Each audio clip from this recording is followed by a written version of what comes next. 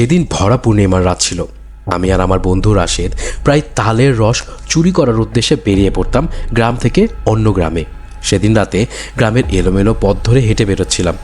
হঠাৎ করে কেন যেন গা হিম হিম করছিল। আমার বন্ধু বলল, আজ না হয় চলে যাই, পরিবেশটা কেন জানি ভালো মনে হচ্ছে না।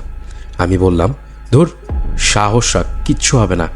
ওই যে দেখ, সামনে তাল গাছে বড় বড় হাঁড়িতে রস জমেছে বোধ হয়, চল নামিয়ে খাই। রাশেদ বলল, চল চল, আমি নিচে দাঁড়াচ্ছি, তুই গাছে ওঠ। আমিও হুড় হুড় করে গাছে উঠে গেলাম। তালের রস নামিয়ে খেয়ে একদম শেষ করে দিলাম।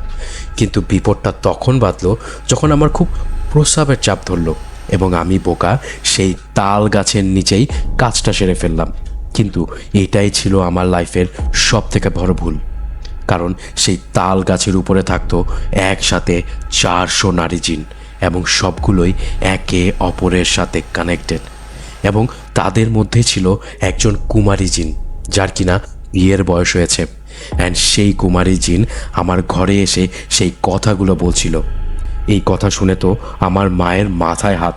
এরপর সেই হুজুর আমাকে একটি গা বন্ধের তাবিজ দিয়ে যায় এবং এরপর থেকে আমার সাথে এমন কিছুই আর ঘটেনি।